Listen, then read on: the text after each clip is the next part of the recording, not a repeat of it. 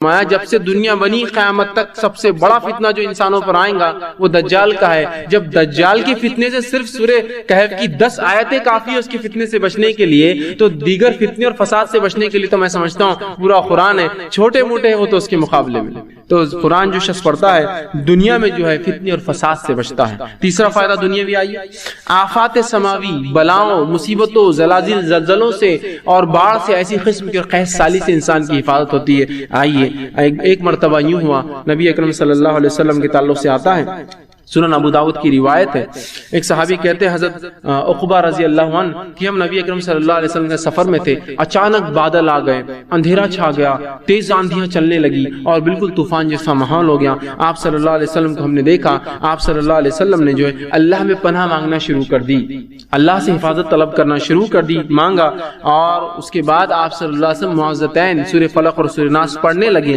اور فرمایا معوذتین کے ذریعے اللہ سے پناہ مانگو، کسی پناہ مانگنے والے کے لیے ان 2 صورتوں سے زیادہ جو ہے بہتر کوئی نہیں، یاد رکھیے۔ فوراً اللہ میں پناہ مانگی اللہ کے رسول نے، اور پناہ مانگنے کے لیے تو پتہ چلا آفتوں، زلزلوں، مصیبتوں کے اندر ایسے وقت میں ہمیں چاہیے کہ ہم سورہ فلق اور سورہ ناس کی تلاوت کریں، یہ ہمیں ان تمام سے محفوظ کرتا ہے۔ گویا دنیاوی آفتیں جو آسمان کے ذریعے آ سکتی، زمین سے آ سکتی، ہواؤں کے ذریعے آ سکتی ہے، قرآن اس سے بھی حفاظت کرتا ہے۔ آئیے اور فائدہ کیا ہے اس کا؟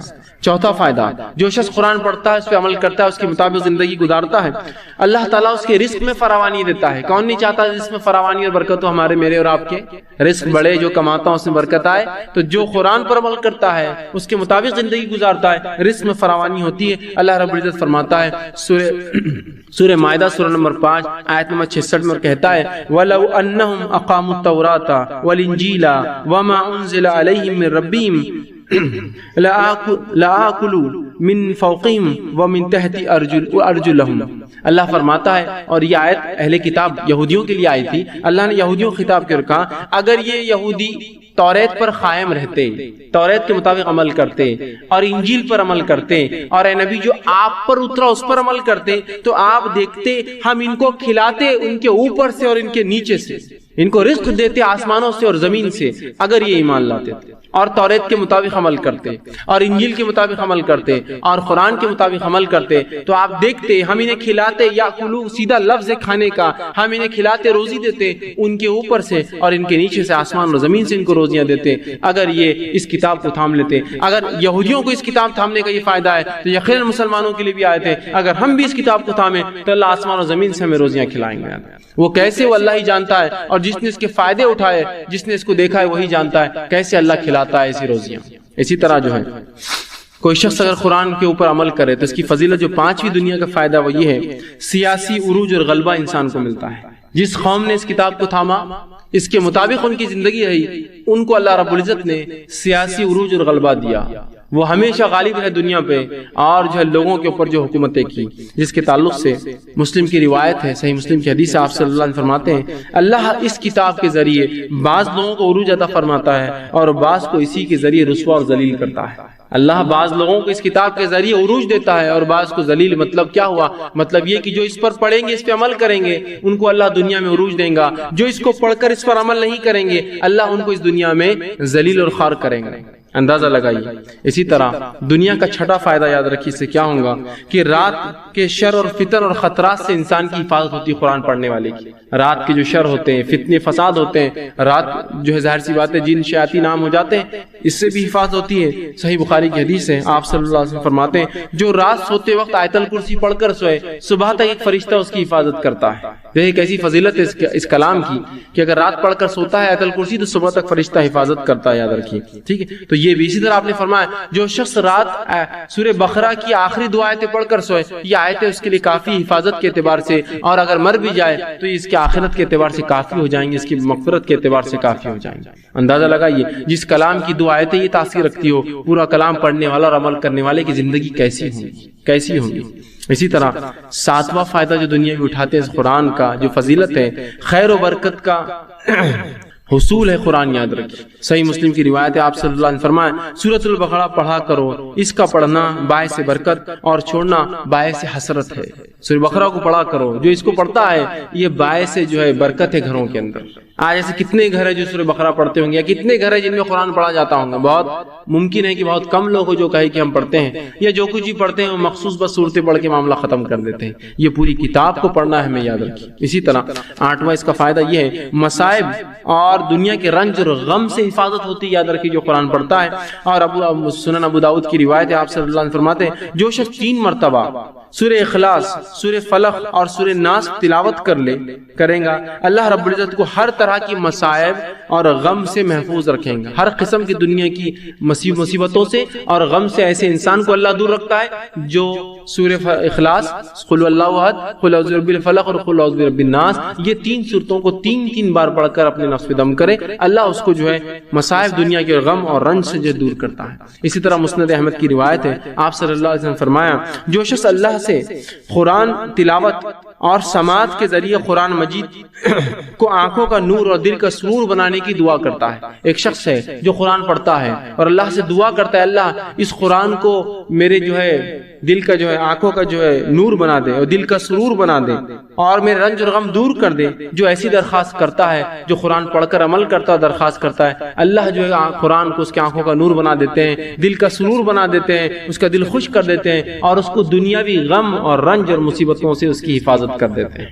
تو ہم دیکھ رہے ہیں کتنی بڑی اس کی فضیلت ہے۔ اس کا نفس اس کے خلاف گواہ، مطلب اس کا ہاتھ پیر جسم اعضاء گواہی دے رہے، زمین گواہی دے رہی، سورج اور ستارے گواہی دے رہے، وقت اور زمانہ گواہی دے رہا ہے نا، پھر آس پاس کے لوگ گواہی دے رہے، اس لیے مومنین اور فرشتے بھی گواہی دے رہے ہیں، مومنین فرشتے بہت گواہیاں دے رہے ہیں۔ تو انسان کو اللہ نے انٹیکٹ کر دیا، حالانکہ اللہ کو معلوم ہے انسان کیا کرے گا، پھر بھی زمین کو اللہ گواہ بنائے گا۔ کیوں کہ اللہ تعالیٰ نے اس چیز کو بہتر سمجھا انسان کے لیے کہ انسان کے خلاف یہ خود گواہ بنے کہ انہوں نے کیا کیا، اور وہ کیوں گواہی دیں گی، اس لیے کہ اس کے رب نے، اللہ نے اسے اس کا حکم دیا ہوگا کہ تم گواہی دو۔ آگے اللہ فرماتا اور کہتا ہے یومئذ یصدر الناس اشتاتا لیروا اعمالهم، اللہ فرماتا اور کہتا ہے کہ اس دن، اس روز لوگ مختلف جماعتیں ہو کر واپس لوٹیں گے۔ اب اس کی 2 معنی، مختلف جماعتیں ہو کر زمین سے نکلنے کے بعد اللہ کی طرف حساب کتاب کو لوٹیں گے، دوسرا معنی حساب کتاب کے بعد مختلف جماعتیں بن کر جنت اور جہنم میں لوٹیں گے۔ 2 معنی،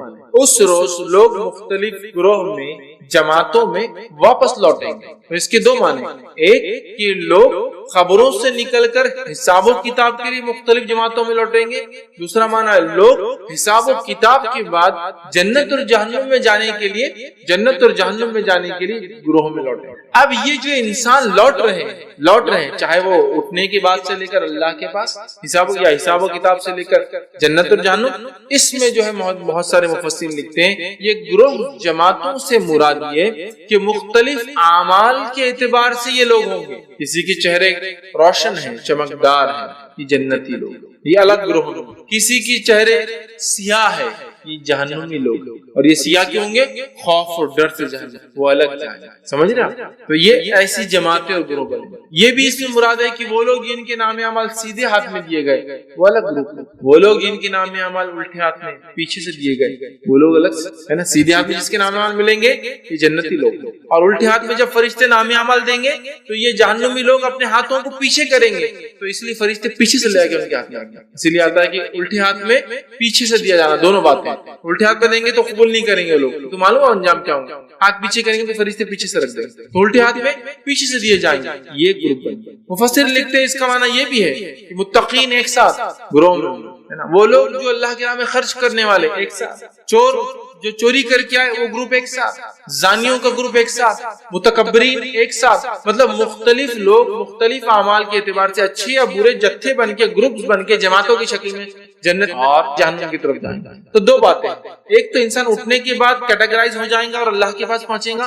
اور ایک معنی ہے کہ حساب و کتاب کے کیٹیگریز ہو کر پھر الگ الگ جائیں گے۔ تو اس سے پتہ چلا کمپنی بہت اچھی ہونا چاہیے، صحبت بہت اچھی ہونا چاہیے، اس لیے کہ روایتوں میں یہ بھی آتا ہے دنیا میں جس صحبت میں ہم رہا کرتے تھے جنت میں اگر داخل ہوں گے تو اسی صحبت میں ہم رہیں گے۔ اور خاص بات یہ رشتہ داروں کے تعلق سے حدیث کہ انسان جن رشتہ داروں کے ساتھ دنیا میں رہتا ہے ان سے محبت کرتا ہے جنت میں بھی انہی کے ساتھ. اور اگر کوئی رشتہ دار نیچے رہ گیا, مطلب ایک رشتہ دار ہے, سمجھ لیجئے دو بھائی تھے ساتھ رہتے تھے, ماں باپ اور بیٹے ساتھ رہتے تھے, اب ہوا یہ کہ والدین کا مقام اونچا ہو گیا ان کے اعمال کے اعتبار سے, بچے نے اعمال کم کیا لیکن جنتی تو وہ بھی ہے, تو اللہ تعالیٰ چونکہ ان کو ساتھ رکھیں گا نیچے والے کا درجہ بڑھا کے اوپر والے کے پاس لا دیں. تو گویا متقین کی جو صحبت ہے اس کا فائدہ یہ ہوا کہ دنیا میں سمجھ دوستی کرتا تھا, دوستوں کے ساتھ رہتا تھا, جو دوست اچھے متقی پرہیزگار تھے وہ چاہیں گے جنت میں بھی ساتھ رہیں. اب ان کا مقام اونچا اگر کچھ دوستوں کا جو متقی پرہیزگار تھے تو یہ کم درجے والے کا درجہ بھی اونچا کر کے ان کے برابر لے جایا جائے گا.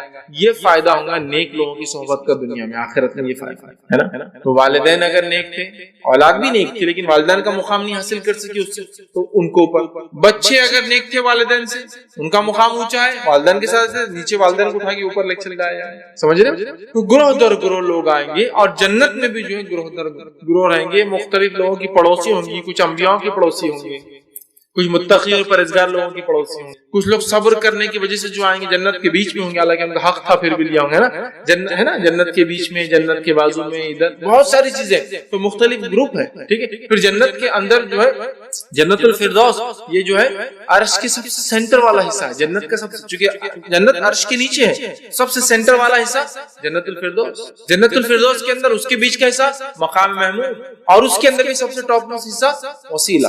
پھر نبی اکرم صلی اللہ علیہ وسلم نے حدیث میں فرمایا جو اذان کی بات میرے لیے وسیلہ مانگے, میرے سے وسیلہ نہیں ہے, میرے لیے وسیلہ, جنت الفردوس, مقام محمود, وسیلہ. اور آپ کہتے ہیں کہ مجھے امید ہے مقام محمود اور وسیلہ مجھے ملنے والا ہے. تو اگر جو میرے لیے اذان کے بعد وسیلے کی دعا کرے گا مطلب میرے لیے, مجھ سے نہیں. بہت سارے لوگ بولتے ہیں نبی کا وسیلہ جائز ہے, کیوں؟ اذان کی دعا کے اندر ہے, اذان کی دعا کے اندر ہے, تو وہاں محمد صلی اللہ علیہ وسلم سے وسیلہ نہیں, محمد صلی اللہ علیہ وسلم کے لیے اللہ وسیلہ دیتے, وہ سب سے ٹاپ موسٹ حصہ ہے, سب سے بیچ والا ہے نا. تو الگ الگ دیکھیے, وسیلہ, مقام محمود, جنت الفردوس, پھر جنت کے بیچ کا حصہ, بہت ساری چیزیں, پھر جنت کے مختلف حصے, درجات, پارٹیشن, حتیٰ کہ سب سے آخری آنے والا سب سے نیچے درجے میں بھی نیچے ہوگا, جنت اونچی بھی ہے نا, یہ بیچ کا جتنا حصہ ہو رہا اتنا اونچا ہوتا جاتا ہے, تو سب سے نیچے, سب سے گھر سے سینٹر سے سب سے دور بھی ہوگا, سب سے چھوٹی جنت جو حاصل کرے گا تو وہ آدمی ہوگا جو سب سے آخر میں آئے گا. صحیح مسلم کی روایت ہے, جب آخری انسان جہنم سے نکلے گا جو جنتی ہوگا, مطلب عقیدے توحید میں اس کی کوئی گڑبڑ نہیں ہوگی, اعمال کے اعتبار سے بہت اس نے خراب اعمال کیے ہوں گے, سزا بھگت دے گا, بھگت کر جب نکلے گا, جانے لگے گا, تو چونکہ انسانی سوچ چھوٹی ہوتی ہے, ادنا ہوتی ہے, اس کو اتنا نہیں سمجھتا ہے, تو وہ سوچتے ہوئے جا رہا ہوگا کہ کوئی جگہ باقی ہے کہ جنت میں لاسٹ, اس کو معلوم ہوگا وہ لاسٹ ہے, اس کے بعد کوئی بھی نہیں, کوئی جگہ ہے یا نہیں, وہ اس کی فکر یہ ہوگی. وہ آ کے کھڑا ہو جائے گا,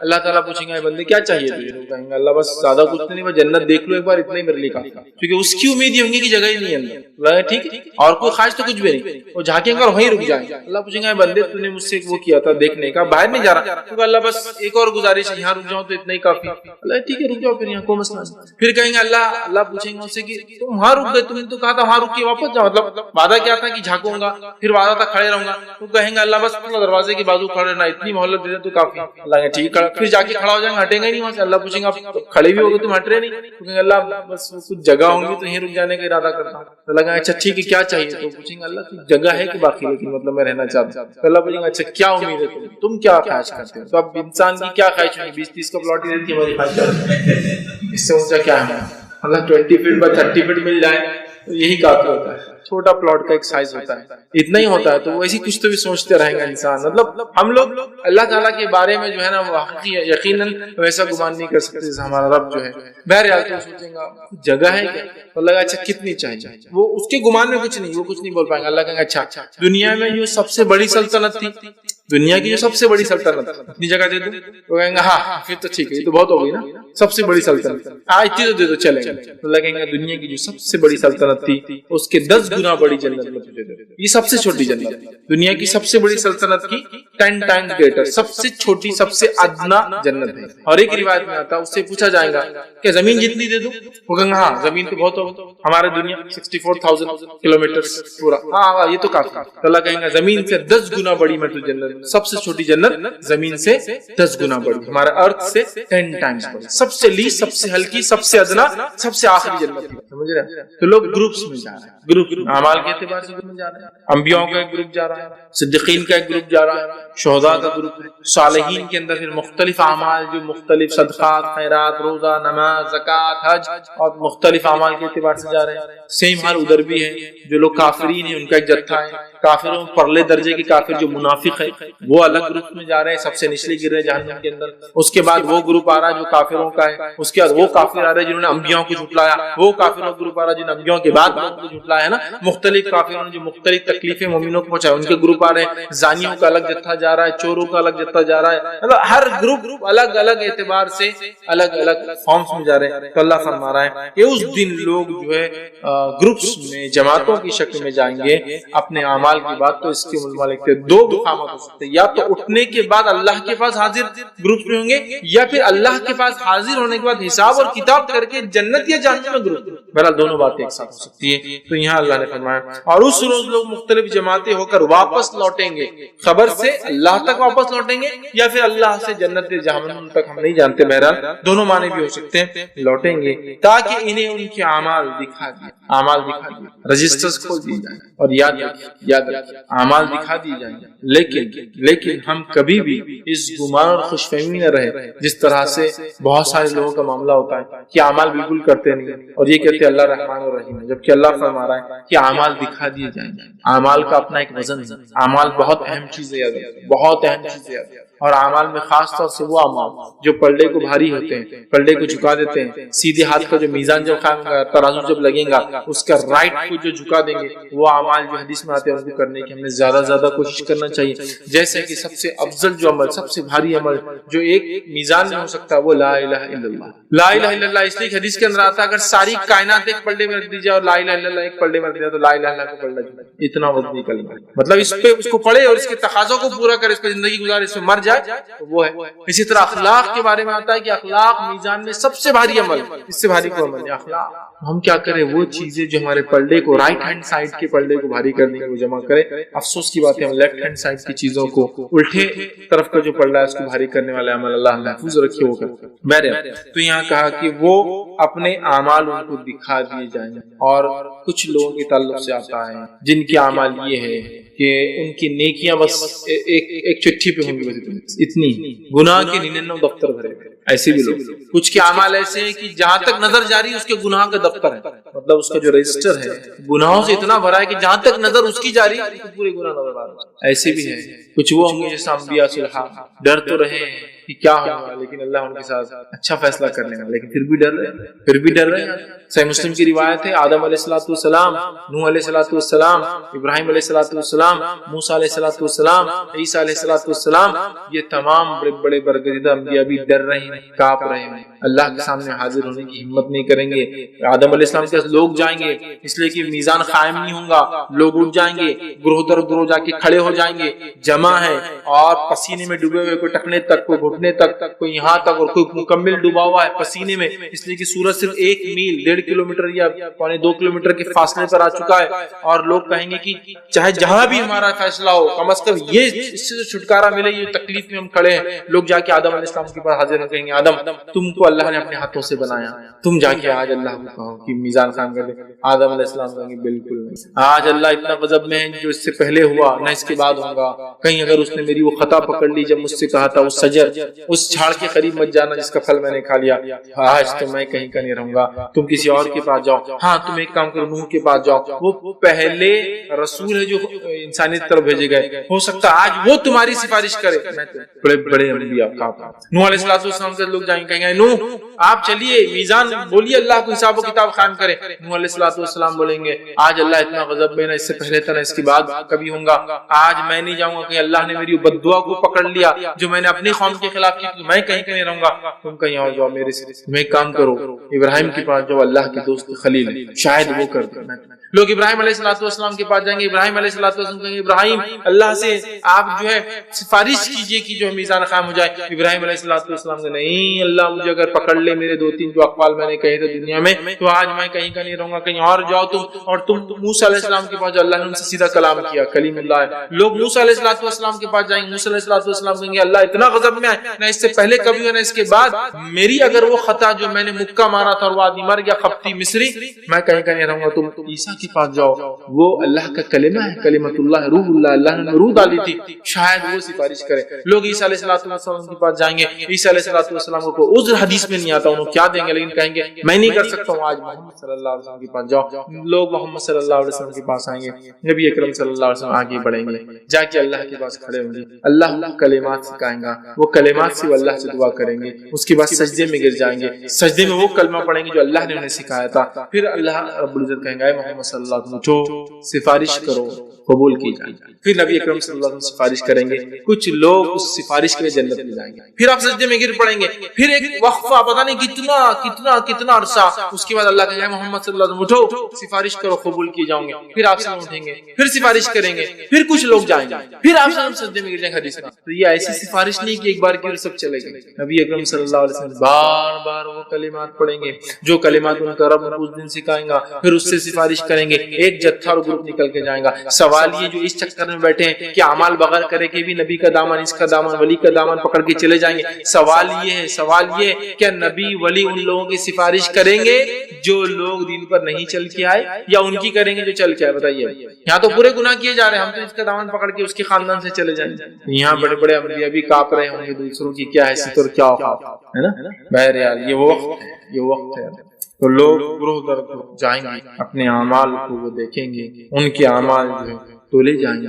اللہ تعالیٰ آگے فرماتا ہے تم ساتھ میں فَمَن يَعْمَلْ مِثْقَالَ ذَرَّةٍ خَيْرٍ, اور جس کسی نے ذرہ برابر بھی خیر کیا ہوگا وہ عمل نامے میں دیکھ لے. اور روایت میں کہ جس کسی نے مسجد میں سے تنکا اٹھا کر پھینکا ہوگا وہ بھی نامہ میں لکھا ہوا ہے. مسجد سے تنکا اٹھا, مسجد میں ہوتی ہے نا کچرا وغیرہ گرا ہوا ہے, پھینک دینا چاہیے. تنکا اٹھا کر پھینک. اب ہمارے پاس ہوتا ہے, اب کیسا پھینکنا, آپ اٹھا کے جیب میں رکھ لیجیے, مسجد میں نکل گیا پھینک. مسجد میں گندگی کرنا تو دور کی بات ہے, گرا ہوا تنکا اٹھانا. مسجد کی در اور دیوار پہ تھوکنا نہیں چاہیے, ممانعت ہے اس کی عادت بہت سی. ہمارے پاس ہم دیکھتے طہارت خانوں میں جا کے لوگ دیواروں پہ تھوکتے ہیں, راستے میں چلتے تھے مسجد کی دیواروں پہ تھوک دیتے ہیں, منع ہے, ممانعت. تو تنکا بھی اٹھایا ہوگا, تنکا صفائی وہ بھی لکھا ہوا, ذرہ بھی لکھا ہوا ہے. مطلب اس نے اگر ذرہ برابر بھی خیر کیا ہوگا وہ دیکھ لیں گا. اور ذرے کے معنی میں آتا ہے جو مفسر لکھتے ہیں, جو بہت زیادہ قوی جو معنی لیا جاتا ہے وہ یہ چوٹی سے چھوٹی کوئی چیز.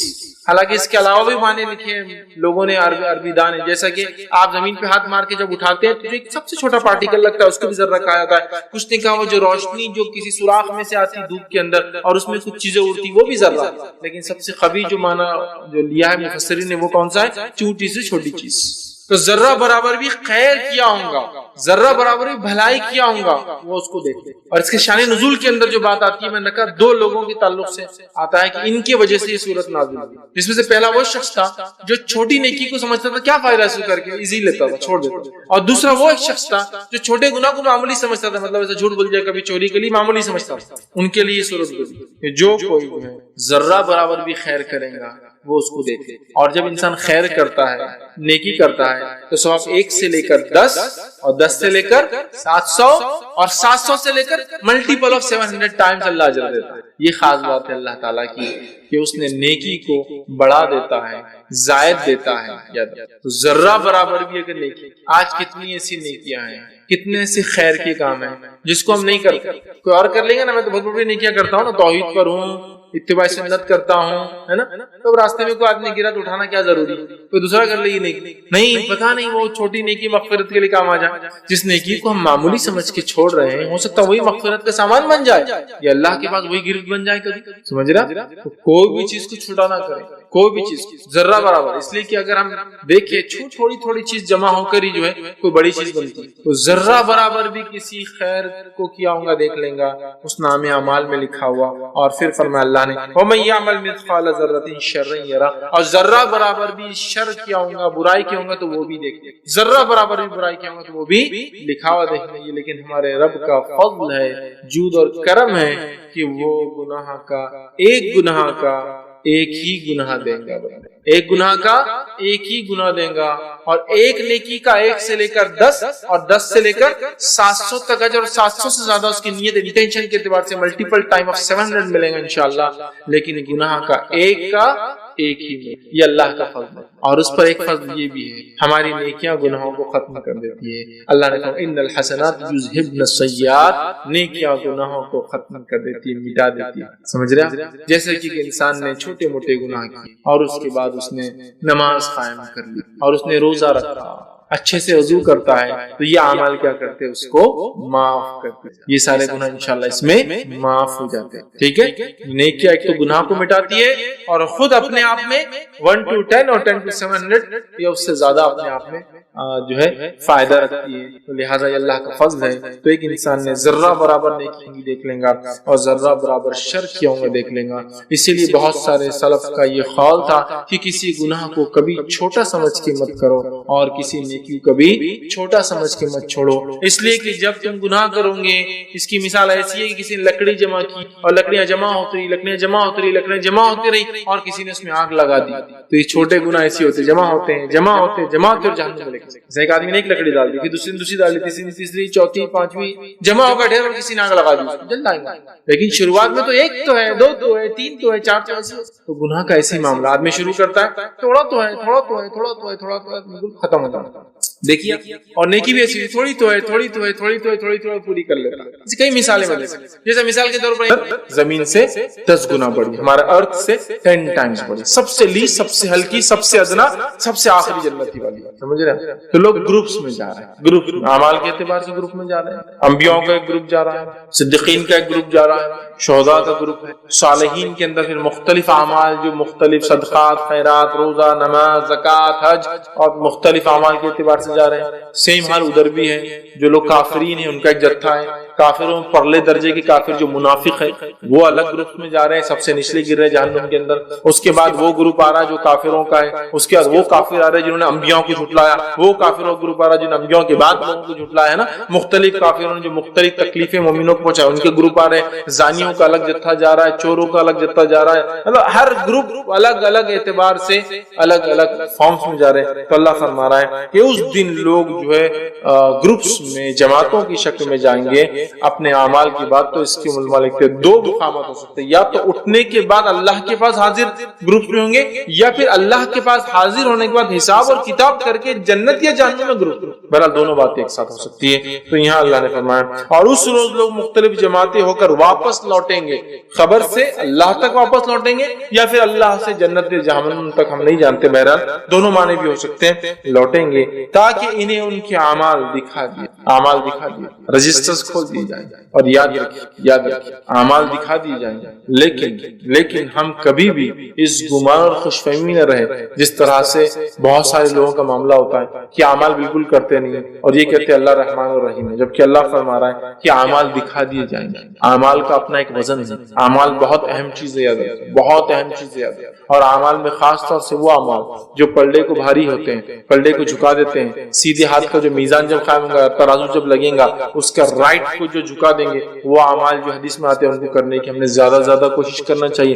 جیسے کہ سب سے افضل جو عمل، سب سے بھاری عمل جو ایک میزان میں ہو سکتا ہے وہ لا الہ الا اللہ. لا الہ الا اللہ اس لیے حدیث کے اندر آتا ہے اگر ساری کائنات ایک پلڑے میں رکھ دی جائے اور لا الہ الا اللہ ایک پلڑے میں رکھ دیا تو لا الہ الا اللہ کا پلڑا جھکے. اتنا وزنی کلمہ ہے. مطلب اس پہ اس کو پڑھے اور اس کے تقاضوں کو پورا کرے، اس پہ زندگی گزارے، اس میں مر جائے تو وہ ہے.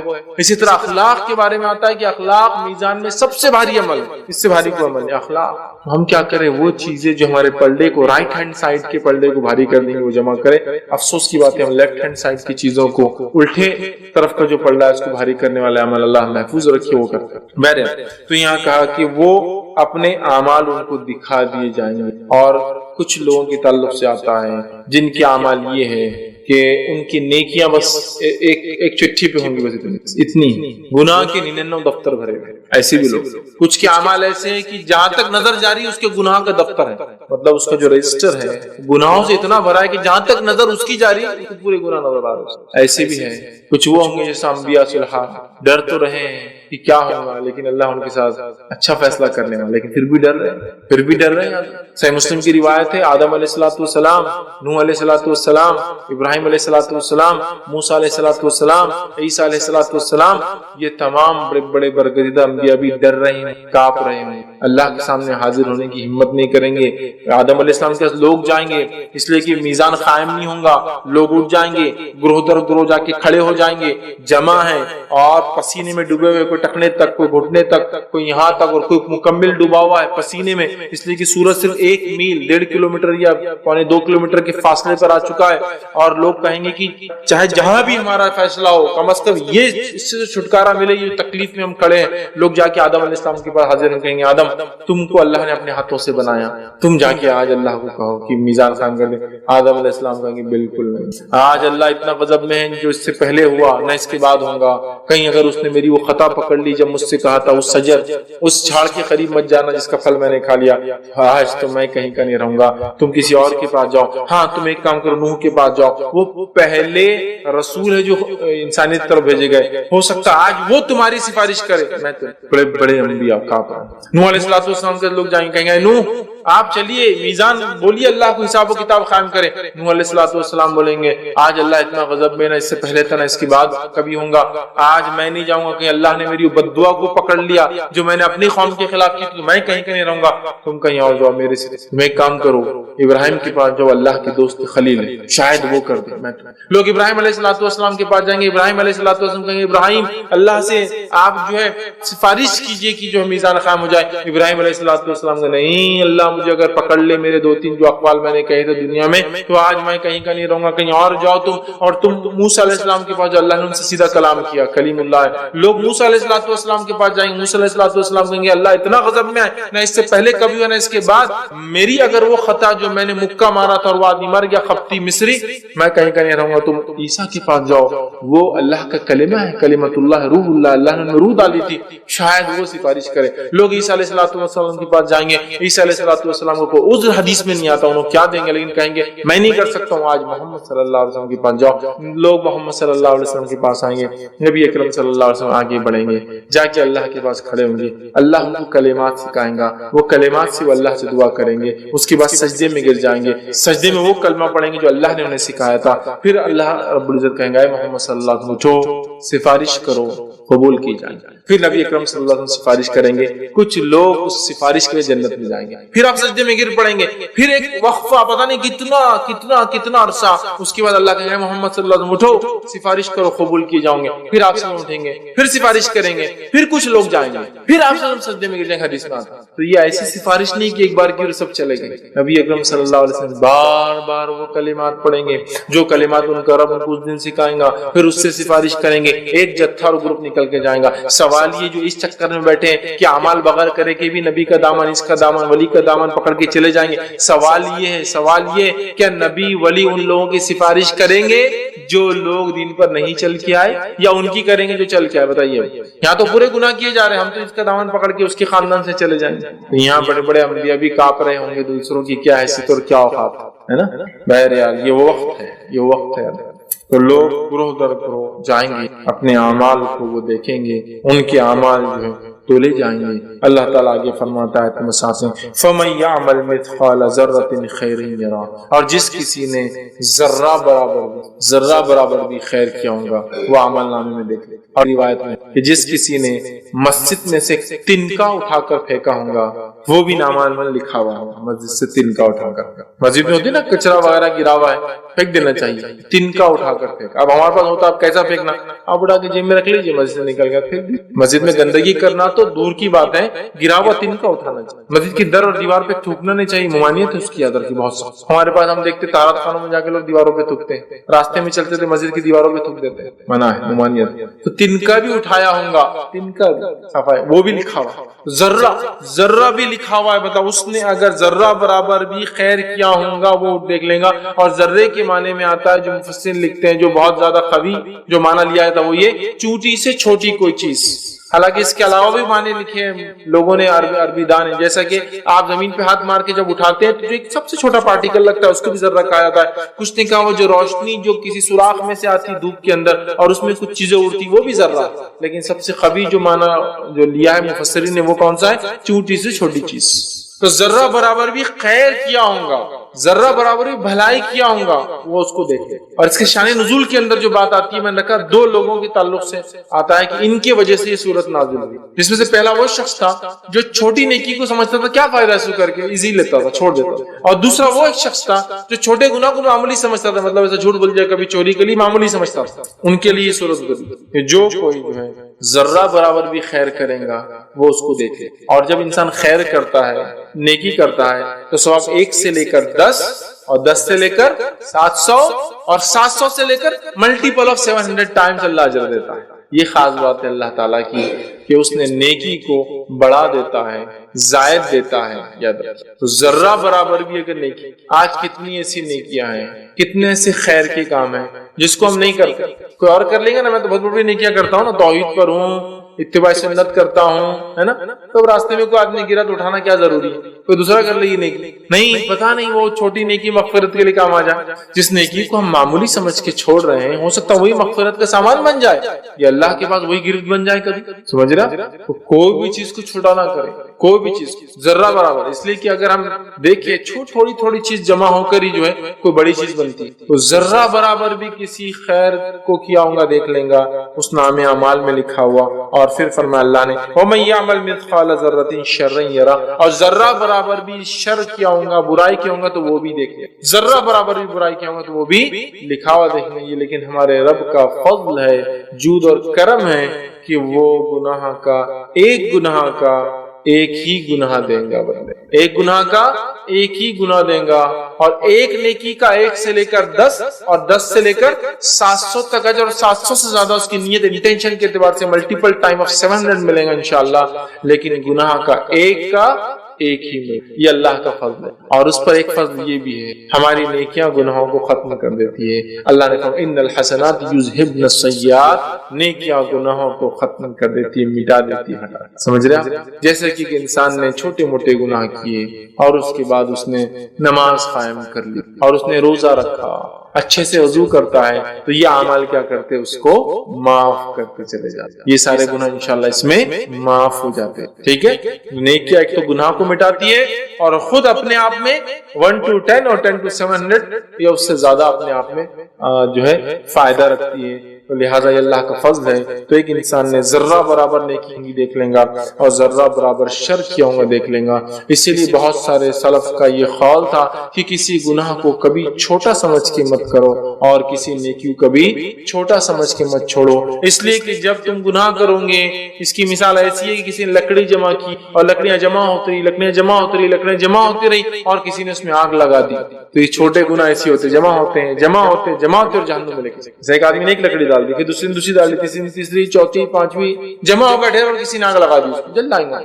لیکن شروعات میں تو 1 تو ہے, 2 تو ہے, 3 تو ہے, 4 تو ایسے ہوتا ہے. تو گناہ کا ایسی معاملہ آدمی شروع کرتا ہے, تھوڑا تو ہے بالکل ختم ہو جاتا ہے. دیکھیے, اور نیکی بھی ایسی تھوڑی تو ہے پوری کر لیتا. اس کئی مثالیں میں لے سکتے. جیسے مثال کے طور پر ایک آدمی تھا کہ قرآن و سنت کے مطابق داڑھی رکھا ہوا تھا, پھر کسی موقع پہ اس کو لگا نہیں اب شادی وادی تھوڑی کم کر دیتا ہوں. ہوتا ہے بہت سے نوجوان شادی میں چھوٹی کر لیتے ہیں. پھر آپ دیکھیے اس کا پھر شیطان آتا ہے, پھر چھوٹی ایک زمانہ آتا ہے ایک دم بالکل مطلب بس لائف لائن چالو ہے, زندہ ہے, مطلب ابھی ختم ہونے کی بالکل در پہ. اور ایک زمانہ آتا ہے آپ کلین شیپ دیکھتے ہیں. وہیں ایک آدمی تھوڑی سی رکھ لے, چلو ابھی رکھ لے دیکھیں گے, بقرعید تھی 10 دن نہیں کاٹا تو رکھ لیتا ہوں. پھر تھوڑی بڑی کچھ سال بعد میں تو علامہ بن گیا, مطلب بڑی داڑھی ہوگی اس کی. تھوڑی اسٹارٹ ہی ایسی چھوٹی سی ہوتی ہے اور پھر وہ چلتا رہتا ہوں. تو نیکیوں کو بھی ایسا ہے, جب ہم بولیے تو چھوٹی نیکی کیا اس میں ضرور, جب ہم تو بڑی نیکیاں کرتے ہیں تو آپ کیا کریں گے پھر حقیر چونکہ نیکی کو جان لے, جب 1 چھوڑیں گے 2 چھوڑیں گے 3 چھوڑیں گے, زمانہ آئے گا آپ نیکی کو چھوڑ چکے ہوں گے. اور جب کسی گناہ کا چھوٹا تو ہے کیا ہوا کر لیتا, ارے چھوٹا تو ہے کیا کر, چھوٹے گناہ جمع ہوتے ہوتے ایک بڑے گناہ کی طرف آپ کو آمادہ کریں گے. سمجھ, میں زنا تو نہیں کرتا ہوں نا, صرف عورتوں کو دیکھ لیا تو کیا مسئلہ. آپ شروعات کر دی شیطان نے, چونکہ اس نے آپ کو ایک گناہ کو چھوٹا دکھایا, اب آپ وہ چھوٹا کریں گے تو بڑے تک پہنچنے کا راستہ اس نے خود بخود کھول دیا آپ کے میرے.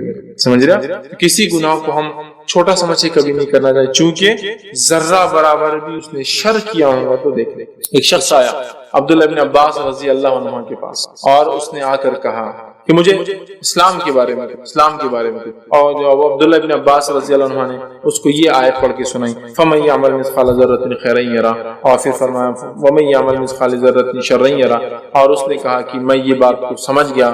عبداللہ بن عباس رضی اللہ عنہ نے فرمایا کیا تم اس بات کو سمجھ گئے؟ تو کہا سمجھ گیا۔ تو کہا اب تم سب سمجھ گئے، اگر تم اس کو سمجھ گئے اس بات کو اور اس پر ٹکے رہے ساری زندگی تو تم سب سمجھ گئے۔ بہت زیادہ سمجھانے کی ضرورت نہیں کہ ذرہ برابر بھی نیکی کرو گے تو مل جائے گا، ذرہ برابر بھی شر کرو گے گناہ کریں گے تو اس کا بدلہ مل جائے گا۔ اب آدمی ہر کام سے پہلے یہی سوچے، ہر کام سے کسی کی زمین ہتھیانا ہے ذرہ برابر کا بدلہ ملے گا تو یہ تو اتنی بڑی زمین ہے۔ حدیث میں آتا ہے ایک بالی زمین کسی نے ماری تو 7 زمینوں کے برابر وزن گلے میں لٹکا دیا جائے گا۔ ارے نہیں کرنا نہیں، اتنی سے تو لے رہے کیا جا رہا ہے 1 انچ 2 انچ، ذرہ کی بات ہو رہی نہیں تو ذرہ پھر اتنی اور اتنی اور یہ سوال ہی نہیں آتا نا، نہیں تو نہیں۔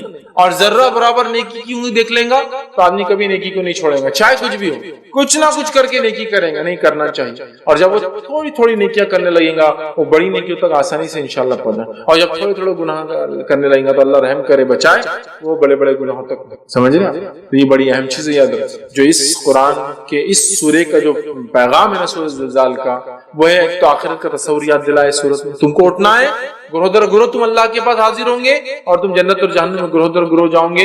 یہ بات کو یاد رکھو جو اس کا اصل کنکلوژن ہے سورت کا، جس نے ذرہ برابر بھی نیکی کی ہوں گی دیکھ لیں گا، جس نے ذرہ برابر میں شر کیا ہوں گا دیکھ لیں گا۔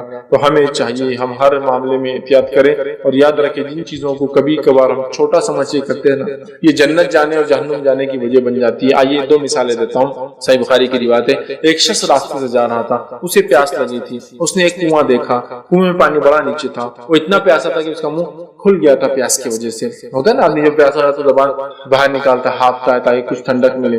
اس نے پانی نیچے تھا، وہ اندر اترا کنویں میں، پانی پیا چونکہ اس کو ڈول نہیں تھا، پانی کھینچنے کا کوئی طریقہ نہیں تھا۔ جب وہ اوپر آیا دیکھا ایک کتا ہے، زبان باہر نکلی ہے، ہانپ رہا ہے، اور اس نے سوچا یہ ویسے ہی پیاسا جیسے میں پیاسا تھا، پانی کیسے لانا، ڈول بھی نہیں، سمجھ رہا؟ اور کتا کوئی اتنا سمجھدار جانور نہیں کہ اٹھا کے اندر لے جا سکتے، لے گئے تو لائیں گے کیسا، لاجیکل نہیں۔ وہ اندر اترا کنویں میں، اترنے کے بعد اس نے اپنے جوتے کو اتارا، جوتے میں پانی لیا، جوتے کو منہ میں پکڑا، اوپر لا کر کتے کو پانی لیا۔ کتا نجس عین ہے، اس کا بیچنا، اس کی جلد، مطلب اس کی چمڑی، سب حرام ہے، اس کی تجارت کچھ نہیں کر سکتے، لیکن اس کے بعد بھی وہ اللہ کی مخلوق ہے نا، پیاسا تھا، پانی پلایا، اللہ نے اس کی عمل کی وجہ اس کی مغفرت کر دی گناہ۔ دوسری روایت میں آتا ہے کہ ایک فاحشہ عورت تھی، لیکن ایک بات یاد رکھیں تمام روایتوں میں یہ لوگ توحید پڑھتے ہیں، توحید کے بعد تمام ان سے گناہ ہو رہے ہیں۔ فاحشہ عورت تھی، توحید پرست تھی، لیکن کیونکہ توحید کے بغیر مغفرت ہوتی نہیں کسی، یہ بات بالکل آپ لکھ لیے، مطلب یہ کبھی بھی ایسا کچھ آتا نہیں مغفرت ہوگی، تو توحید پرست ہی تھا، گناہگار تھا۔ فاحشہ منہ کالا کرتی تھی لوگوں میں، اس نے ایک بار ایک کتے کو پانی پلایا۔ کیسے پانی پلایا؟ یہ کتا پیاسا تھا اور اس نے اپنی اوڑھنی نکالی، جوتے کو باندھا، کنویں میں ڈال کے پانی نکال کے پلایا۔ اللہ کو ادا پسند آگی اس کی مغفرت کرتی، لیکن وہ توحید پرست تھی۔ دوسری روایت بخاری کی، ایک خاتون تھی، ایک عورت تھی جس نے ایک بلی کو پکڑ کے اپنے گھر بند کر دیا، نہ خود کھلایا نہ اسے چھوڑا کہ وہ جا کر اللہ نے جو اس کے لیے رکھا ہے رزق کھائے، بلی مر گئی، اللہ نے اس کو جہنم رسید کر دیا۔ تو یہ دونوں اعمال چھوٹے دکھ رہے نا ہمارے زندگی کی روٹین کے اعتبار سے، وہ کتا پیاسا تھا ہم پانی پلائیں گے اس کو، بس چلے تو پتھر اٹھا کے ماریں گے ہم اس کو، پانی پلانا تو سیکنڈ سوچ بھی نہیں ہماری۔